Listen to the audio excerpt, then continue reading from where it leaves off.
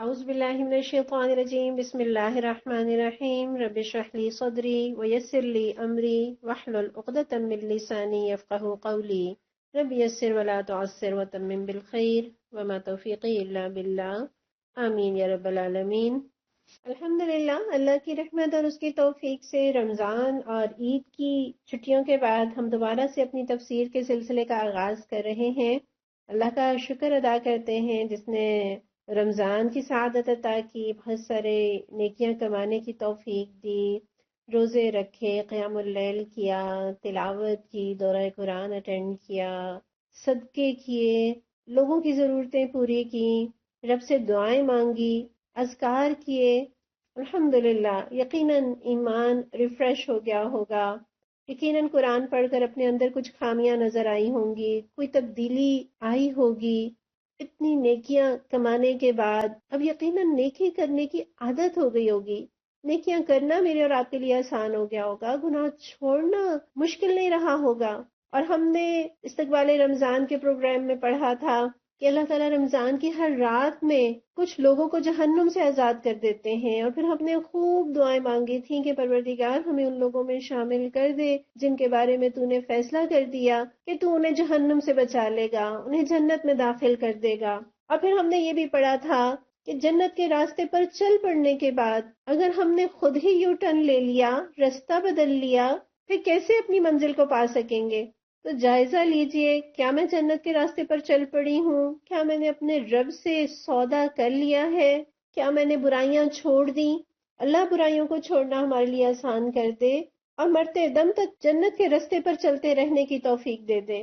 اور یہ جو نیکیاں کمائی ہیں یہ بڑی قیمتی ہیں، یہ میرا اور آپ کا سرمایہ ہے۔ یہ نیکیاں تو ہمیں مفت میں نہیں ملی، بڑی محنت سے کمائی ہیں، دن کو بھوکے رہے، راتوں کو جاگتے رہے، اپنے آرام کو چھوڑ چھوڑ کر دورہ قرآن میں شریک رہے۔ تو اب یہ فکر مجھے اور آپ کو لاحق ہو جانی چاہیے کہ کہیں میری یہ نیکیاں لٹ نہ جائیں، کہیں میرا یہ سرمایہ برباد نہ ہو جائے، کہیں شیطان جو کسی جیب کترے کی مانند ہمارے ساتھ ساتھ لگا رہتا ہے کہ ذرا سے ہم غافل ہوں وہ ہماری نیکیاں چرا لے، کہیں ایسا نہ ہو کہ وہ ہماری اتنی محنت سے کمائی ہوئی نیکیوں کو چرا لے۔ اور جس چیز کی میری اور آپ کی نظر میں اہمیت ہوتی ہے ہم اس کی اتنی ہی زیادہ حفاظت کرتے ہیں، اپنے پیسوں کی فکر کرتے ہیں، اپنی جیولری کی فکر کرتے ہیں، کہیں چوری نہ ہو جائے، کہیں کھو نہ جائے، کہیں ضائع نہ ہو جائے، کہیں کوئی اٹھا نہ لے جائے۔ تو کیا مجھے اور آپ کو اپنی ان محنت سے کمائی ہوئی نیکیوں کی فکر ہے کہ کہیں شیطان نہ چرا لے، کہیں انہیں ہم سے برباد نہ کرا لے؟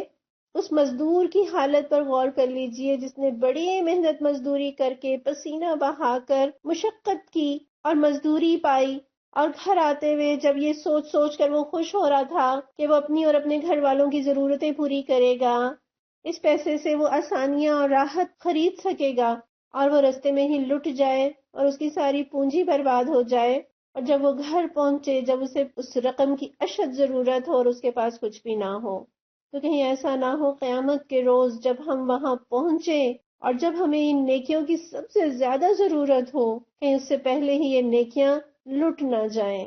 اب نیکی تو ہے ہی وہ جو باقی رہے، جو قبر میں کام آئے، جو روز محشر کی رسوائی میں بچا لے، جو اس دن میرے اور آپ کے نیکیوں کے پلڑے کو بھاری کر دے۔ لہٰذا نیکیاں کیجئے، نیکیاں سنبھالیے، انہیں سیو کیجئے، فائدے میں وہی رہے گا جو نیکیوں کو سنبھال کر رکھے گا۔ والباقیات الصالحات، یقیناً باقی رہ جانے والی نیکیاں ہی رب کے نزدیک پسندیدہ ہیں۔ اور الحمدللہ ہم اپنے رب کی رحمت سے امید رکھتے ہیں، جو بشارتیں ہم رمضان کے بارے میں سن رہے تھے نبی صلی اللہ علیہ وسلم کی احادیث کے ذریعے سے کہ جس نے ایمان اور احتساب کے ساتھ روزے رکھے اس کے سارے پچھلے گناہ معاف کر دیے جائیں گے، جس نے ایمان اور احتساب کے ساتھ قیام اللیل کیا اس کے سارے پچھلے گناہ معاف کر دیے جائیں گے، جس نے ایمان اور احتساب کے ساتھ شب قدر میں قیام کیا اس کے پچھلے سارے گناہ معاف کر دیے جائیں گے۔ تو ہم اللہ سے دعا بھی کرتے ہیں اور اللہ کی رحمتوں سے امید بھی رکھتے ہیں کہ یقیناً میرے اور آپ کے ہم سب کے گناہ معاف ہو گئے ہوں گے، ہم سب ہلکے پھلکے ہو گئے ہوں گے، ہمارا نامہ اعمال صاف ستھرا ہو گیا ہوگا، کوئی گناہ، کوئی دھبا، کوئی داغ، کوئی سیاہی نہ دل پہ رہی ہوگی اور نہ ہی نامہ اعمال میں۔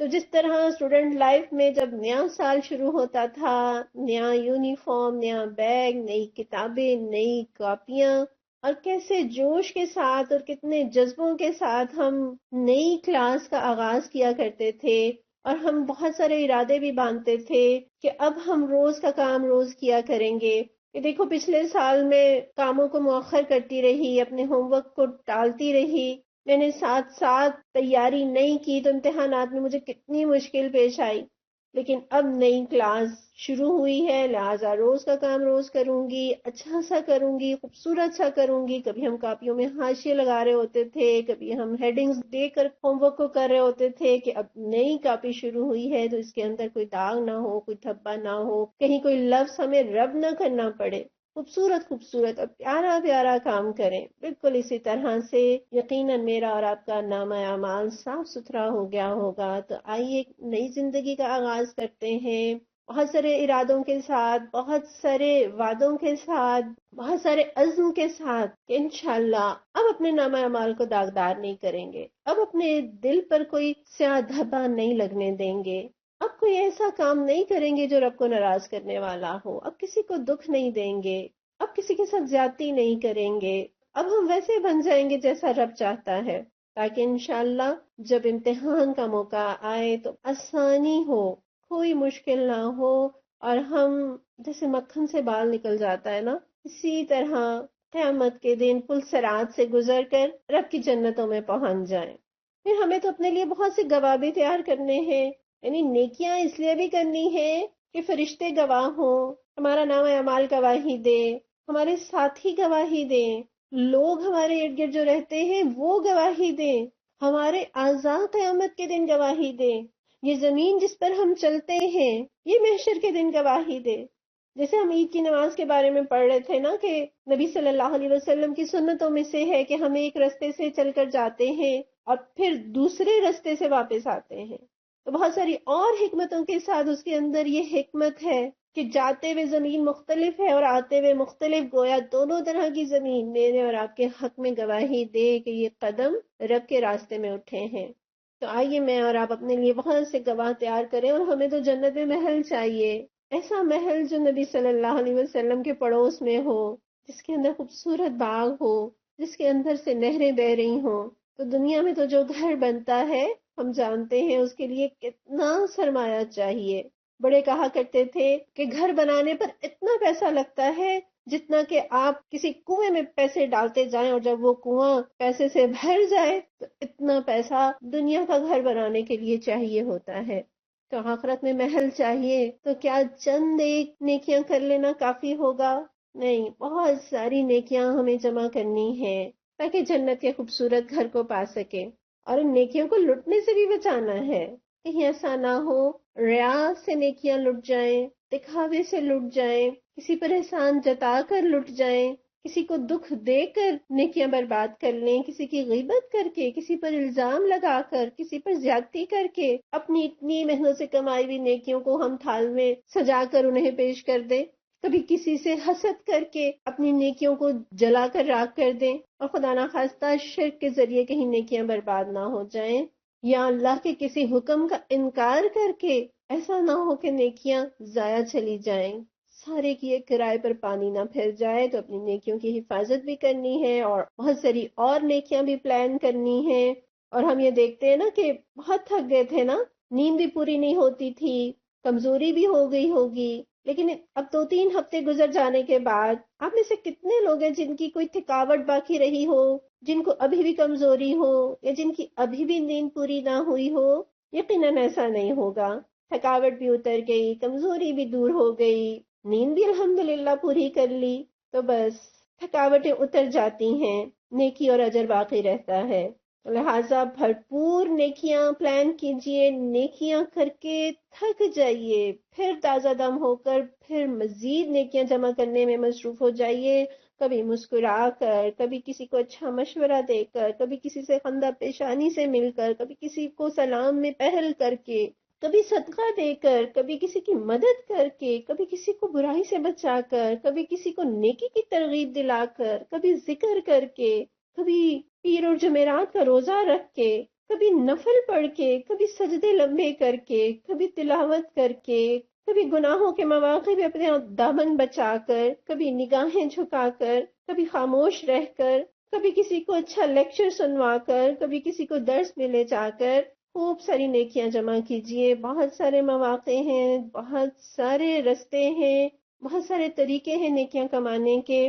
انشاءاللہ تعالی ہم یہ ساری نیکیاں جمع کریں گے، اور ہم نے تو وہ قرآن پڑھا ہے جو ساری ہی نیکیوں کا سر چشمہ ہے، جس سے بہت ساری نیکیاں پھوٹتی ہیں، جو بہت ساری نیکیوں کے طریقے بتاتا ہے۔ تو آئیے نئے ارادوں کے ساتھ، نئے عزم کے ساتھ پھر سے اپنے قرآن کے سلسلے کا آغاز کرتے ہیں، اور آج ہم سورہ مائدہ کی آیت نمبر 69 سے اپنے سبق کا آغاز کریں گے۔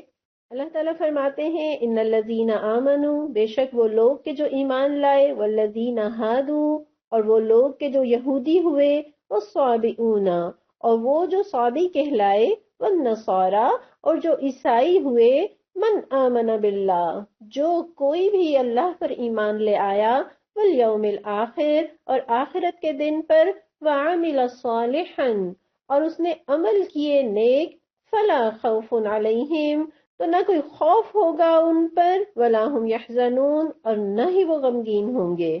یہ آیت تھوڑے سے فرق کے ساتھ سورہ بقرہ آیت نمبر 62 میں بھی گزر چکی ہے۔ وہ اللہ تعالیٰ اسی مضمون کو دوبارہ دہرا رہے ہیں تاکہ یہ بات ذہن نشین ہو جائے۔ اور پچھلی آیات میں ہم نے پڑھا تھا کہ اہل کتاب جب تک ایمان لا کر عمل صالح نہ کریں، ان کی کوئی حیثیت نہیں، اللہ کی نظر میں ان کی کوئی قدر و قیمت نہیں، کوئی ویلیو نہیں، یہ کسی اصل پر نہیں ہے۔ اور یہاں بتا دیا کہ صرف اہل کتاب نہیں بلکہ مسلمان بھی اور سب غیر مسلم، ہر ایک کے بارے میں یہی حکم ہے۔ گویا اتنے بڑے بڑے نام رکھنے سے بات نہیں بنے گی، جنت ناموں سے اور نسبتوں سے نہیں ملے گی۔ اور کوئی یہ نہ سمجھے کہ اس کا یہ مطلب ہے کہ مذہب جو مرضی ہو، بس اچھے کام کرو تو جنت میں جاؤ گے، ہرگز نہیں۔ پورا قرآن ہمیں بتاتا ہے، ایمان کی تعریف بتاتا ہے کہ ایمان دراصل ہے کیا۔ جس طرح ہم قرآن میں پڑھتے ہیں، کل آمن باللہ وملائکتہ وکتبہ ورسلہ لا نفرق بین احد من رسلہ، کہ اللہ پر ایمان لانا، اس کے فرشتوں پر ایمان لانا، اس کی کتابوں پر اور تمام رسولوں پر، اور اس طرح سے تمام رسولوں پر ایمان لانا کہ ان کے درمیان کوئی فرق نہ کرنا۔ پھر ایمان کی تعریف یہ ہے، آمنت باللہ وملائکتہ وکتبہ ورسلہ والیوم الآخر والقدر خیرہ وشرہ من اللہ تعالی والبعث بعد الموت، کہ اللہ پر ایمان، فرشتوں پر، اس کی کتابوں پر، اس کے رسولوں پر، آخرت کے دن پر، اچھی بری تقدیر پر، اور مرنے کے بعد دوبارہ جی اٹھنے پر، ان ساری چیزوں پر ایمان اللہ پر ایمان کا حصہ ہے۔ کوئی حضرت موسیٰ علیہ السلام کے دور میں ان پر ایمان رکھنے والا تھا، کوئی حضرت عیسیٰ علیہ السلام کے دور میں ان کے اصحاب میں سے تھا، تو وہ یقیناً اس دور کے مومن اور مسلم تھے۔ لیکن نبی صلی اللہ علیہ وسلم کے آ جانے کے بعد جب تک کوئی نبی صلی اللہ علیہ وسلم پر ایمان نہیں لائے گا، وہ مومن نہیں کہلا سکتا۔ سورہ نساء کے اندر ہم یہ آیت پڑھ چکے کہ ان الذین یکفرون باللہ ورسلہ، بے شک وہ لوگ کہ جو اللہ اور اس کے رسولوں کا انکار کرتے ہیں، ویریدون ان یفرقوا، اور وہ چاہتے ہیں کہ وہ تفریق کریں، بین اللہ ورسلہ، اللہ اور اس کے رسولوں کے درمیان، ویقولون نؤمن ببعض، اور وہ کہیں کہ ہم ایمان لاتے ہیں کسی ایک پر، وَنَكْفُرُ بِبَعْضٍ، اور کسی کا انکار کرتے ہیں، وَيُرِيدُونَ أَن يَتَّخِذُوا بَيْنَ ذَلِكَ سَبِيلًا، اور وہ جو کوئی درمیانی راہ تلاش کرنا چاہتے ہیں، أُولَٰئِكَ هُمُ الْكَافِرُونَ حَقًّا۔ کتنی پرزور بات اللہ تعالیٰ نے کی کہ یہی پکے کافر ہیں، یہی اصلی کافر ہیں۔ کون؟ جو اللہ اور اس کے رسولوں کے درمیان فرق کرے، یعنی اللہ کی بات کو تو مانیں گے، رسول کی بات نہیں مانیں گے، یا جو رسولوں کے درمیان فرق کرے کہ کسی رسول کو تو مانیں گے اور کسی کو نہیں مانیں گے، تو ایسے ہی لوگ تو کافر ہیں۔ اور یہ بات سمجھنا بھی ضروری ہے، یہاں کوئی یہ نہ کہے کہ من آمن باللہ والیوم الآخر، کہ اللہ پر ایمان اور آخرت پر ایمان لانا نجات کے لیے کافی ہے۔ نہیں، جب تک رسولوں پر ایمان نہیں ہوگا اور محمد صلی اللہ علیہ وسلم پر ویسا ایمان نہیں ہوگا جو مطلوب ہے، وہ ایمان جو نبی صلی اللہ علیہ وسلم کے طریقے پر چلنا سکھا دے، جب تک یہ ایمان نہ ہو، نجات کی گارنٹی نہیں۔ اور رسول پر ایمان تو اللہ پر ایمان کا حصہ ہے. جو بادشاہ کو بادشاہ تسلیم کرے لیکن اس کے مقرر کردہ کسی حاکم کو نہ مانے، اس کا انکار کر دے، تو یہ تو بادشاہ کے خلاف بغاوت کے برابر ہے. اور رسول اللہ صلی اللہ علیہ وسلم کی آمد کے بعد کوئی شخص کتنا ہی اللہ اور آخرت پر ایمان کا دعویٰ کرے، اگر وہ محمد صلی اللہ علیہ وسلم کو اللہ کا رسول نہیں مانتا تو وہ کافر ہے. رسول اللہ صلی اللہ علیہ وسلم نے خود فرمایا، یہ مسلم کے اندر حدیث درج ہے کہ اس ذات کی قسم جس کے ہاتھ میں محمد صلی اللہ علیہ وسلم کی جان ہے، اس امت میں سے جو شخص بھی ہے، خواہ وہ یہودی ہو یا نصرانی، وہ میرے متعلق سنے اور میری لائی ہوئی شریعت پر ایمان لائے بغیر مر گیا تو وہ جہنمی ہے. اور ہم تو یہودیوں اور نصرانیوں کو جانتے ہیں، وہ اللہ پر ایمان رکھتے ہیں، رسولوں پر ایمان رکھتے ہیں، آخرت پر ایمان رکھتے ہیں، اللہ کی کتابوں پر ایمان رکھتے ہیں، لیکن اگر نبی صلی اللہ علیہ وسلم کو نہ مانا تو جہنمی ہے. اور یہاں یہودیوں اور عیسائیوں کے ساتھ جو ایک اور گروہ کا تذکرہ ہے، صابی، یہ صاد با حمزہ کے روٹ ورڈ کے ساتھ مائل ہونے کے لیے یہ لفظ استعمال ہوتا ہے، یعنی وہ شخص جو ایک دین سے دوسرے کی طرف نکل جائے. اور رسول اللہ صلی اللہ علیہ وسلم کے دور میں وہ لوگ کہ جو آباء و اجداد کا دین چھوڑ کر کوئی اور طریقہ اختیار کرتے تھے تو انہیں صابی کہا جاتا تھا، اور اسی بنا پر لوگ ایمان لانے والوں کو بھی صابی کہہ دیتے تھے کہ انہوں نے اپنے آباء و اجداد کا دین ترک کر کے کسی اور دین کی طرف رخ کر لیا. بہرحال صابی بھی ایک مذہب رہا ہے. مجاہد اور حسن کے نزدیک یہ لوگ کسی خاص دین کے پیرو نہیں تھے بلکہ یہودیت اور مجوسیت کے بین بین تھے. کسی نے انہیں حضرت نوح علیہ السلام سے منسوب کیا ہے، کسی نے کہا ہے کہ یہ تاروں کی پرستش کرتے تھے. قتادہ کہتے ہیں کہ یہ ملائکہ کی پرستش کرتے، قبلہ رخ ہو کر نماز پڑھتے، زبور کی تلاوت کرتے.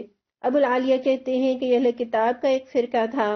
ابن زید کہتے ہیں کہ یہ ایک مخصوص دین کے پیروکار تھے اور جزیرہ موصل میں آباد تھے، توحید کا عقیدہ رکھتے مگر کسی نبی یا کتاب کو نہیں مانتے تھے، اور نہ ہی ان کے ہاں شرعی اعمال کا کوئی نظام تھا. بہرحال یہ جو لوگ بھی تھے، اللہ تعالیٰ نے ان تمام بڑے بڑے گروہوں کا تذکرہ کر دیا کہ خواہ تمہارا تعلق کسی بھی گروہ سے ہو، کسی بھی مذہب سے، کسی بھی فرقے سے، جب تک اللہ پر ایمان نہیں لاؤ گے، جب تک آخرت کو نہیں مانو گے، جب تک نیکیاں نہیں کماؤ گے، نجات نہیں پاؤ گے.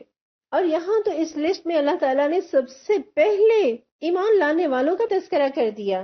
گویا مسلمان بھی اسی کیٹیگری میں آتے ہیں، یعنی یا تو وہ لوگ کہ جو صرف زبان سے ایمان لائے، دل سے ایمان نہیں لائے، یعنی منافق ہیں، وہ جب تک عمل سے اپنے ایمان کی تصدیق نہیں کریں گے ان کا یہ قولی ایمان انہیں نجات نہیں دلا سکے گا.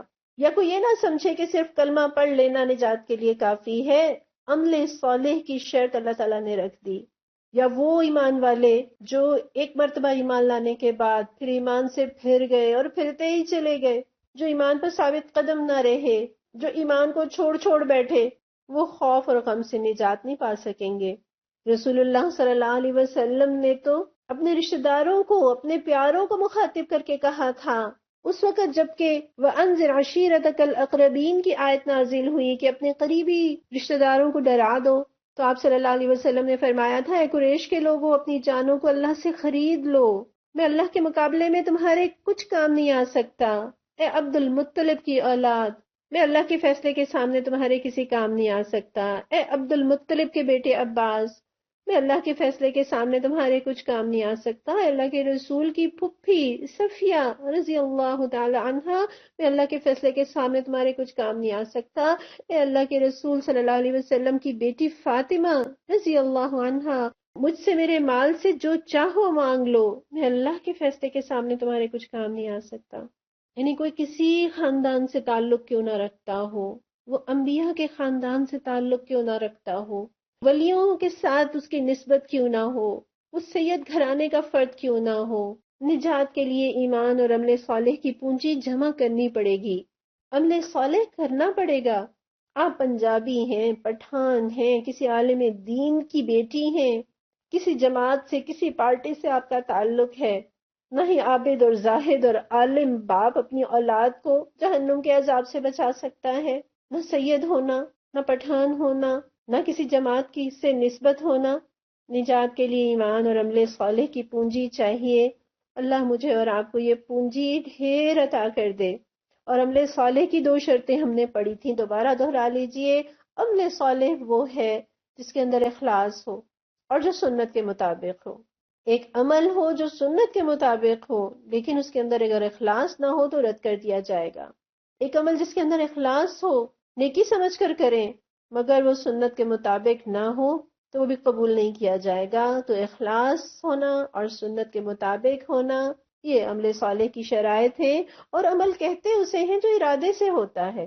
ایک ہوتا ہے فعل جو آپ سے آپ ہوتا ہے، جیسے آپ سانس لیتے ہیں، اس کے لیے آپ کو کوئی ارادہ نہیں کرنا پڑتا، اس کے لیے آپ کو کوئی پلان نہیں کرنا پڑتا، کوئی محنت نہیں کرنی پڑتی۔ آپ سو بھی رہے ہوں تو آپ سانس لے رہے ہوتے ہیں، آپ کام کر رہے ہیں آپ سانس لے رہے ہیں، یہ خود سے خود ہوتا ہے۔ اس لیے سانس لینے کو عمل نہیں کہا جاتا، اس کو فعل کہا جاتا ہے۔ لیکن عمل وہ ہوتا ہے جو ارادے کے ساتھ ہو، جو پورے شعور کے ساتھ ہو، جو پورے احساس اور ادراک کے ساتھ ہو۔ تو پورے شعور کے ساتھ، احساس کے ساتھ، ارادوں کے ساتھ نیکیاں کیجیے۔ پھر اللہ پر ایمان کے بعد اللہ تعالیٰ نے آخرت پر ایمان کا تذکرہ کیا، اور یہ آخرت پر ایمان جتنا مضبوط ہوگا، نیکیاں کرنا میرے اور آپ کے لیے آسان ہوتا جائے گا، گناہوں سے بچنا مشکل نہیں رہے گا۔ اور ہر گناہ کی جڑ میں یا تو دنیا کی محبت پوشیدہ ہے یا آخرت سے غفلت۔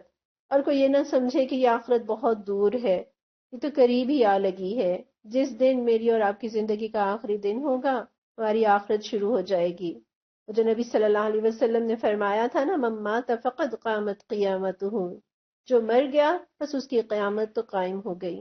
اور آخرت پر ایمان میں ان ساری چیزوں پر ایمان لانا لازمی ہے، ضروری ہے جو آخرت سے متعلق ہیں، یعنی قبر پر ایمان، قبر کے اندر منکر نکیر کے سوال و جواب پر ایمان، قبر کے عذاب پر ایمان، نیک لوگوں کے لیے قبر کی راحتوں پر ایمان، قیامت کے ہر مرحلے پر ایمان، جنت پر ایمان، دوزخ پر ایمان، اس بات پر ایمان کہ حساب ہوگا، اعمال تولے جائیں گے، اس روز جہنم دہکائی جائے گی، جنت سجائی جائے گی۔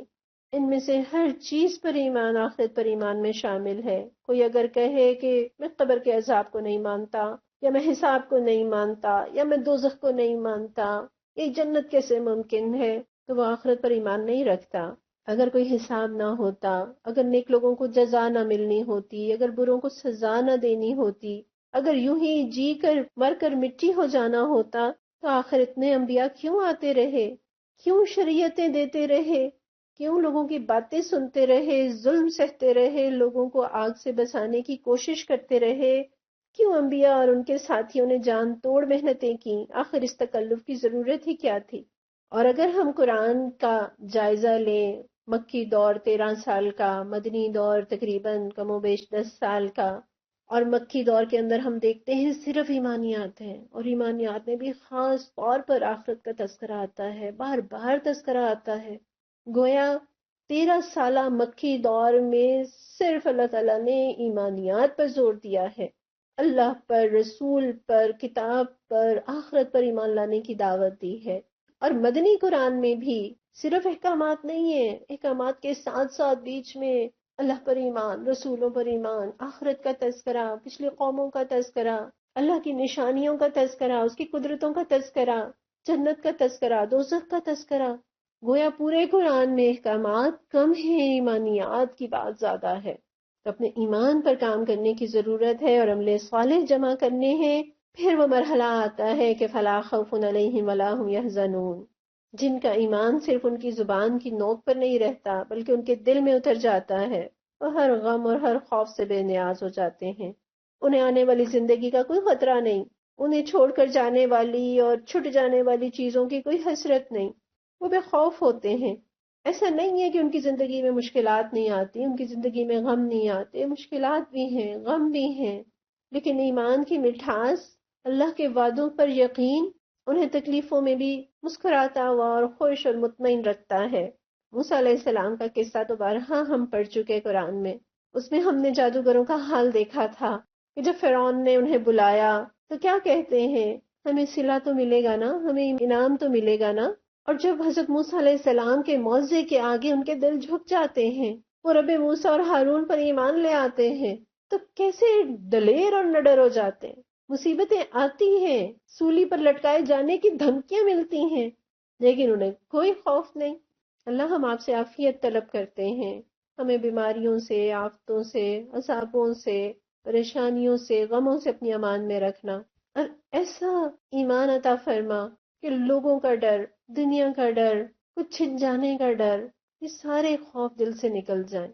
اللہ ہمیں ایمان پر مطمئن کر دے، اور جب رب کے حضور حاضر ہوں تو فرشتے بھی یا ایتھا النفس المطمئنہ کہہ کر پکارے۔ آمین یا رب العالمین۔ اب اگلی آیت دیکھتے ہیں، آیت نمبر 70۔ لقد اخذنا، بلا شبہ یقیناً ہم نے لیا، میثاق بنی اسرائیل، بنی اسرائیل سے پختہ وعدہ، وارسلنا، اور ہم نے بھیجے، الیہم ان کی طرف، رسولن کئی رسول، کلما جب کبھی، جاءہم آئے ان کے پاس، رسول رسول، بما لا تہوی انفسہم ساتھ اس کے جو ان کے نفسوں کو پسند نہ تھا، فریقاً کذبوا تو ایک فریق کو انہوں نے جھٹلا دیا، وفریقاً یقتلون اور ایک فریق کو وہ قتل کرتے رہے۔ اس آیت میں اخذنا کی نا تعظیم کے لیے ہے، یعنی یوں تو اللہ تعالیٰ واحد ہے، اکیلا ہے، لیکن اللہ تعالیٰ جب اپنا یہاں تذکرہ کرتے ہیں تو ہمیں سکھانے کے لیے اخذنا، کہ ہم نے لیا، تاکہ ہم تعظیم سیکھیں۔ اور یہاں لقد یعنی تاکید کے ساتھ، پورے زور کے ساتھ اللہ تعالیٰ یہ بات کر رہے ہیں کہ ہم نے بنی اسرائیل سے پختہ وعدہ لیا، عہد لیا، اور میثاق کسی معمولی عہد و پیمان کو نہیں کہتے، یعنی ایسا عہد و پیمان جو تحریری ہو، جس کے گواہ ہوں، جو خوب سوچ سمجھ کر کیا جائے۔ تو لقد اخذنا میثاق بنی اسرائیل، ہم نے بنی اسرائیل سے پختہ وعدہ لیا، اور ایسا نہیں ہوا کہ ایک دفعہ ان سے عہد لے لیا اور پھر انہیں چھوڑ دیا، نہیں، اس عہد کی یاد دہانی کے لیے، اس عہد کو کیسے نبھانا ہے، اس پر کیسے پورا اترنا ہے، اللہ تعالیٰ نے اس مقصد کے لیے پے در پہ انبیاء بھیجے۔ ایک رسول نہیں، کئی رسول، سینکڑوں بلکہ ہزاروں رسول بنی اسرائیل کے اندر آئے، بیک وقت کئی کئی رسول لوگوں کی رہنمائی کا کام کر رہے ہوتے۔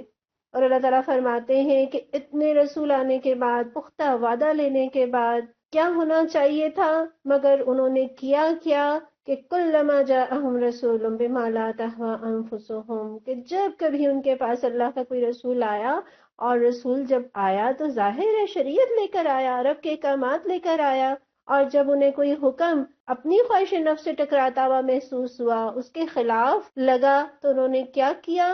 فریقاً کذبوا وفریقاً یقتلون، ایک گروہ کو تو جھٹلا ہی دیا اور ایک فریق کو قتل کرتے رہے۔ تو جرم کا آغاز کہاں سے ہوا؟ خواہش نفس کی پوجا سے۔ جب کوئی فرد یا قوم اپنی خواہش نفس کو پورا کرنے لگ جائے تو بگاڑ کا آغاز شروع ہو جاتا ہے۔ خواہش نفس انسان کو نافرمانی کی طرف لے کر جاتا ہے، نافرمانی کفر تک لے جاتی ہے، اور انسان سے خواہش نفس کیسے کیسے کام کرا لیتی ہے کہ انہوں نے رسولوں کی تکذیب کی، انہیں جھٹلایا، کذبوا شدت ہے، یعنی بری طرح جھٹلایا، اور پھر اتنی جرت بڑھ گئی کہ انبیاء کو قتل کرتے رہے۔ حضرت زکریا کو انہوں نے قتل کیا، حضرت یحییٰ کو قتل کیا، حضرت عیسیٰ علیہ السلام کو بھی تو اپنے تئیں انہوں نے پھانسی پر چڑھا دیا تھا، مگر یہ تو اللہ کی قدرت کہ اللہ تعالیٰ نے انہیں زندہ اٹھا لیا۔ یہاں ایک طرف نبی صلی اللہ علیہ وسلم کو بھی تسلی ہے کہ انہوں نے تو بنی اسرائیل کی نسلوں میں آنے والے انبیاء کو تکلیفیں دی ہیں، تو آپ تو بنی اسماعیل سے ہیں، انہوں نے تو انبیاء کو قتل تک کر ڈالا، اگر آپ کو ستاتے ہیں تو اے نبی صلی اللہ علیہ وسلم آپ آزردہ نہ ہوں۔ تو جب انبیاء اتنی شدت سے ہلائے گئے، جو اتنے اعلیٰ کردار کے، جو اتنی بہترین گفتگو کرنے والے، بہترین پیرائے میں بات کرنے والے، خیر خواہ، محبت کرنے والے، لوگوں کے لیے مخلص، جب لوگوں نے انہیں اتنا ستایا تو میرے اور آپ کے اندر تو بہت ساری کمزوریاں اور خامیاں ہیں۔ اور اگر اللہ کی راہ میں ہم بھی کوئی ستائے جائیں یا تانے دیے جائیں تو یہ تو تمغے ہیں جو نبیوں کو اور صلحاء کو ملا کرتے تھے۔ ہم اللہ سے عافیت مانگتے ہیں، اللہ سے اچھے ساتھی مانگتے ہیں، پروردگار ہمیں ایسی آزمائشوں سے محفوظ رکھنا۔ اور یہاں آپ دیکھیے کہ خواہشات نفس، یہی تو وہ بت ہے جس کے بارے میں پیارے نبی صلی اللہ علیہ وسلم نے پیشن گوئی کی تھی، کہ جس کا مفہوم ہے کہ جتنے بھی بت اس آسمان کے نیچے زمین کے اوپر پوجے جاتے ہیں اس میں بدترین بت انسان کا اپنا نفس ہے، اور نفس تو ہمیشہ آزادی چاہتا ہے، ہمیشہ اپنی منمانی چاہتا ہے۔ اور یہ یاد رکھیے، خواہشات کی پیروی خدا سے دور کر دیتی ہے۔ دین خواہشات کو مارنے کا نام نہیں ہے، دین خواہشات کو کنٹرول کرنا سکھاتا ہے۔ آج بھی نیکی کرنے میں سب سے بڑی رکاوٹ کیا ہے؟ خواہش نفس۔ گناہ سے بچنے میں سب سے بڑی ہرڈل کیا ہے؟ میری مرضی۔ دین کو قائم کرنے میں سب سے بڑی دیوار کیا ہے؟ یہ نفس کی خواہشات ہیں جو نہ نیکی پر جمنے دیتی ہیں، نہ گناہ چھوڑنے دیتی ہیں، نہ دین کی خدمت کے قابل ہی چھوڑتی ہیں۔ اور ہسٹری گواہ ہے، ہمیشہ سے زوال پذیر قوموں کا ایک ہی مزاج رہا ہے۔ جب لوگوں نے خواہشات نفس کی پیروی کی، مقصد زندگی پر خواہشات غالب آ گئیں، تو پھر صورتحال یہاں تک پہنچی کہ فریقاً کذبوا و فریقاً یقتلون۔ کس طرح سے صحابہ اور اسلاف ستائے جاتے رہے، قتل کیے جاتے رہے۔ خود مولانا مودودی رحمۃ اللہ علیہ جو تفہیم القرآن لکھتے ہیں، قادیانیت کا پردہ چاک کرتے ہوئے کتاب لکھتے ہیں، تو قید کر دیے جاتے ہیں، پھانسی کی سزا سنائے جاتے ہیں، اور تفہیم کو قید میں مکمل کرتے ہیں۔ نہ جانے ہمارے کتنے ہی بزرگ اللہ کے راستے میں کیسے کیسے ستائے گئے، لیکن انہوں نے دین کے راستے کو نہیں چھوڑا، حق کے راستے کو نہیں چھوڑا۔ اللہ ہمیں بھی حق پر جم جانے والا بنا دے، اور ہمیں حق کی طرف بلانے والوں کی قدر کرنے والا بنا دے۔ ہم نے آج بچوں کو یہ سکھا دیا کہ ان کی خواہشات ہی ان کا خدا ہے۔ جب ہم نے ہر ان کی خواہش ان کی زبان پر آئی، اور ماں باپ نے اپنا فرض اولین سمجھا کہ اسے تو پورا ہونا ہی چاہیے، وہ اپنے بچے کی ہر خواہش کو پورا کریں گے، تو خواہشات ان کا خدا بن گئیں۔ اور خود ہم نے بھی کبھی فیشن کے نام پر، کبھی خوشی کے نام پر، کبھی میری مرضی کے نام پر کتنی بار دین کی دھجیاں اڑائیں، کتنی بار رب کی نافرمانی کی۔ تو قرآن کی یہ آیت ہمیں خواہشات کو کنٹرول کرنا سکھاتی ہے، اور یہ پریکٹس تو بھی ہم نے رمضان میں کی۔ اللہ تعالیٰ نے رمضان میں ہمیں جائز چیزوں سے روک دیا اور فوراً رک جانا سکھایا۔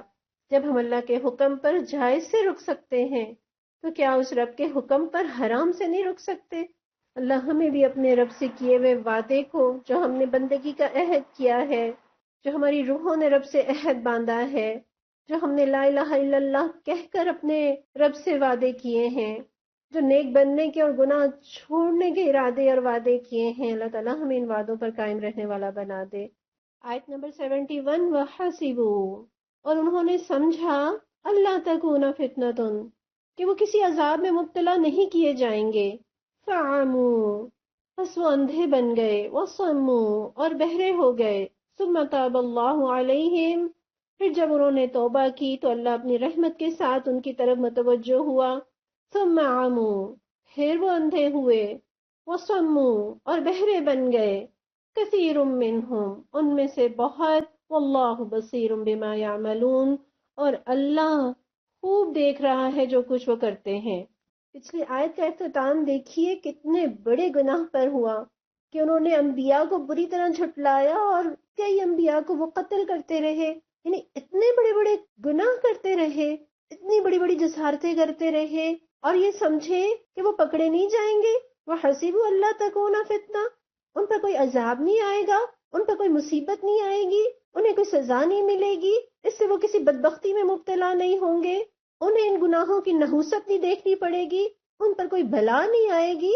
بے شک کہ اللہ کی یہ سنت نہیں کہ ہر جرم کی سزا فوراً دے دی جائے، مگر یہ بھی رب کی سنت نہیں کہ لوگ بڑے بڑے جرائم کریں اور اللہ کے سامنے شرمسار بھی نہ ہوں، اور اللہ انہیں پوچھے بھی نہ، گناہوں پر گناہ کرتے چلے جانا اور بے فکر ہو کر بیٹھ رہنا کہ کچھ بھی نہیں ہوگا، جنت تو ہمارے ہی لیے بنی ہے۔ بہرحال ہیں تو ہم اللہ پر ایمان رکھنے والے، اور کتنی بڑے بڑے گناہ کیوں نہ کرتے رہیں۔ تو جن کا یہ عقیدہ ہو، پھر وہ جرائم میں دلیر ہو جاتے ہیں۔ جو یہ سمجھتے ہیں کہ ہم اللہ کے لاڈلے ہیں، یا ہم پیغمبروں کی اولاد ہیں، یا ہم سید خاندان سے ہیں، یا ہم ولیوں کے خاندان سے ہیں، یا کوئی یہ سوچے کہ میں نے اتنے گناہ کیے، کبھی رب کا کوڑا نہیں برسا، کبھی کوئی آزمائش نہیں آئی، خوب مزے میں ہے، کوئی سزا نہیں ملی، تو گویا گناہوں پہ کوئی پکڑ نہیں ہوگی۔ قوم نوح کا تذکرہ اللہ تعالیٰ کرتے ہیں کہ پوری کی پوری قوم کو سوائے چند ایک کے اللہ تعالیٰ نے غرق کر دیا۔ اور وجہ کیا تھی؟ مما خطیاتہم اغرقوا فادخلوا نارا، اپنی خطاؤں کے سبب وہ غرق کر دیے گئے اور آگ میں داخل کر دیے گئے۔ یہ خطائیں انسان کو لے ڈوبتی ہیں، یہ گناہ انسان کو کہیں کا نہیں چھوڑتے۔ ہم گناہ کریں اور یہ سمجھیں کوئی دیکھ نہیں رہا، کوئی جانتا نہیں ہے، کسی کو پتہ نہیں ہے، پھر حج کر لیں گے، پھر عمرہ کرائیں گے، توبہ کر لیں گے، گناہ بخشوا لیں گے، یہ ایک مومن کا رویہ ہرگز نہیں۔ اسلاف کہتے ہیں کہ ہمارا تو استغفار بھی کسی استغفار کا محتاج ہے، اس نیت سے توبہ کرتے ہیں کہ پچھلا معاف کرا لیں، آگے دیکھی جائے گی، کرنا تو وہی ہے جو میرا دل کرتا ہے۔ یہ مومنوں کی توبہ تو نہیں، یہ تو توبۃ الکذابین ہے، یہ تو جھوٹوں کی توبہ ہے۔ اور ہم عام طور پر پچھلا ریکارڈ تو صاف کرانا چاہتے ہیں، لیکن آگے بھی اپنی منمانی کرنا چاہتے ہیں۔ حالانکہ توبہ اور استغفار، اس کے اندر توبہ آئندہ کا پلان ہے کہ آئندہ گناہ نہیں کریں گے، رب کو ناراض نہیں کریں گے، رب کی طرف پلٹیں گے، برائیاں چھوڑ دیں گے، نیکیاں اپنائیں گے۔ اور استغفار کے اندر پچھلی خطاؤں سے درگزر چاہنے کا تذکرہ ہے۔ ہم استغفار تو کر لیتے ہیں لیکن توبہ نہیں کرتے، ہم گناہوں کی زندگی چھوڑنا نہیں چاہتے۔ اگر ایسا ہے تو یہ استغفار بھی کہیں رب کے ہاں رد نہ کر دیا جائے۔ مومنوں کی صفت تو ہے ہی یہی کہ ان سے جب کوئی خطا ہو جائے تو انہیں اللہ یاد آ جاتا ہے، وہ فوراً اپنے رب سے توبہ کرتے ہیں اور پھر وہ اپنے گناہوں پر اصرار نہیں کرتے۔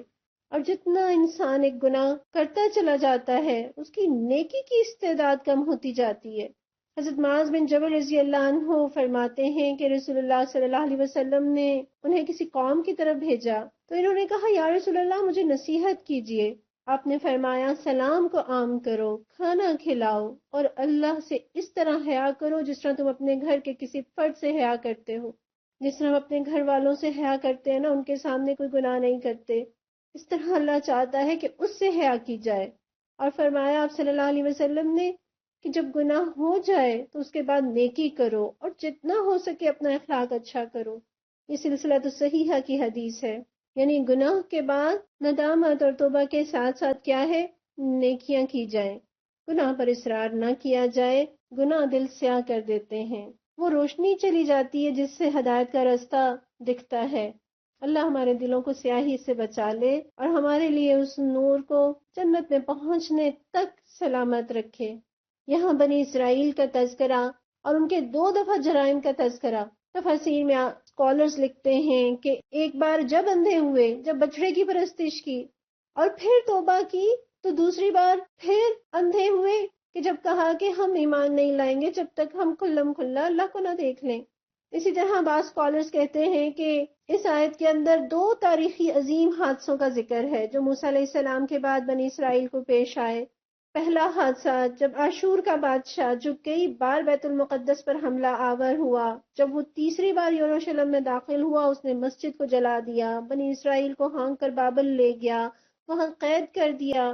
پھر انہوں نے اللہ سے توبہ کی اور اللہ نے ان کی توبہ قبول کی، تو ہوا یہ کہ فارس کا بادشاہ اشوریوں پر غالب آیا، بابل پر قبضہ کر لیا، یہودیوں کو اجازت دی کہ وہ اپنے شہروں میں واپس چلے جائیں اور انہیں آباد کریں، سو یہ واپس گئے، مسجد دوبارہ تعمیر کی، یعنی ایک عروج کا دور شروع ہوا۔ لیکن پھر نافرمانی کی، سرکشی کی، سیدھے راستے سے اندھے بہرے بن گئے۔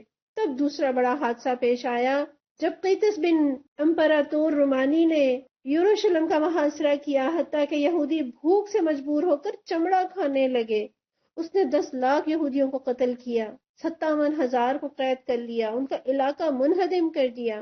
سورہ بنی اسرائیل میں ان 2 بڑی سرکشیوں اور فسادات کا تذکرہ ہوا ہے۔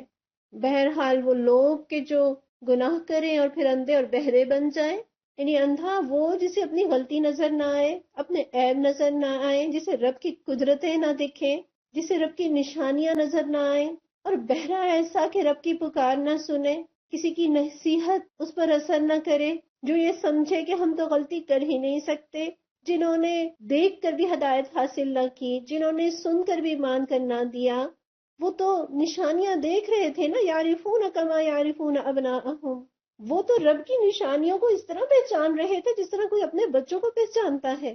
وہ اس طرح نبی صلی اللہ علیہ وسلم میں نشانیاں دیکھ رہے تھے، دیکھنے کے باوجود اندھے بن گئے، سننے کے باوجود بہرے بن گئے، اور یہاں اللہ تعالیٰ نے انہیں گونگا بہرا نہیں کہا. عام طور پر ہم دیکھتے ہیں کہ جو بہرا ہوتا ہے وہ گونگا بھی ہوتا ہے. ایسا کم ہی ہے کہ کوئی اندھا بھی ہو اور بہرا بھی ہو. وہ جو گونگا بہرا ہو، سن نہ سکے، بول نہ سکے، کم از کم دیکھ تو سکتا ہے. وہ دیکھ کر تو راہ پا سکتا ہے، وہ دیکھ کر تو ٹھوکر کھانے سے بچ سکتا ہے. یا کوئی اگر اندھا ہو لیکن بہرا نہ ہو، اسے اگر خود نظر نہیں آ رہا، تو یہ ممکن ہے کہ کوئی اسے راستہ بتائے اور اسے سمجھ آ جائے، وہ درست راستے پر چل پڑے، وہ کھڑ میں گرنے سے بچ جائے. لیکن جو اندھا بھی ہو اور بہرا بھی ہو، جو نہ دیکھ سکے اور نہ سن سکے، اس کی کتنی میزریبل لائف ہوگی. اور کب انسان اندھا بہرا بن جاتا ہے؟ جب وہ کسی کی محبت میں بری طرح مبتلا ہو جاتا ہے. ابو داؤد کی ایک روایت ہے، رسول اللہ صلی اللہ علیہ وسلم نے فرمایا، کسی شے کی محبت تمہیں اندھا اور بہرا بنا دیتی ہے. اب یہ محبت خواہ اپنے نفس کی محبت ہو، اپنی خواہشات سے محبت ہو، دولت سے محبت ہو، دنیا سے محبت ہو، کسی ناجائز رشتے سے محبت ہو، تو ایسی محبتیں انسان کو اندھا بہرا بنا دیتی ہیں. نہ کچھ انہیں دکھائی دیتا ہے، نہ سنائی دیتا ہے. اسی طرح رسول اللہ صلی اللہ علیہ وسلم نے ایسے فتنوں کا تذکرہ کیا ہے کہ جو اندھے بہرے ہوں گے، یعنی وہ فتنے ایسے ہوں گے کہ جو نہ کچھ دیکھیں گے نہ سنیں گے، وہ ہر ایک کو اپنی لپیٹ میں لیتے چلے جائیں گے. آپ صلی اللہ علیہ وسلم نے فرمایا، عنقریب فتنہ ہوگا، بہرا، گونگا اور اندھا. جس نے اس میں جھانکا، فتنہ اس کی طرف مائل ہوگا، اور اس میں زبان چلانا ایسے ہوگا جیسے تلوار چلانا. یعنی ایسے فتنے کے دور میں اپنی زبان سے جہاد کرنا ایسے ہی ہے جیسے کوئی تلوار سے جہاد کرے. یہ ابو داؤد کی 4264 حدیث ہے. اور یہاں اللہ تعالیٰ نے فرمایا کہ واللہ بصیر بما یعملون. وہ اندھے بہرے بن گئے مگر اللہ تو دیکھ رہا ہے. انہیں اپنی غلطیاں نظر نہیں آ رہی مگر رب تو ان کے کرتوت دیکھ رہا ہے، وہ تو جانتا ہے، وہ تو ان کی باتیں سن رہا ہے. تو خدا کرے کہ ہمیں اپنی غلطیاں نظر آئیں، جس طرح سے ہمیں دوسروں کی غلطیاں اور دوسروں کے عیب دکھتے ہیں، اللہ کرے کہ اس سے کہیں بڑھ کر ہمیں اپنے عیب نظر آئیں. اور اللہ پھر ہمیں اپنی اصلاح کی توفیق بھی عطا فرما. ہمیں ایک بار گناہوں سے صاف ہونے کے بعد اللہ پھر کجی میں مبتلا نہ کرنا. ربنا لا تزغ قلوبنا بعد إذ هديتنا وهب لنا من لدنك رحمة إنك أنت الوهاب. اے اللہ، ہم بڑے گناہگار ہیں، ہمیں فتنوں سے بچا لیجئے، ہماری پکڑ نہ کیجئے.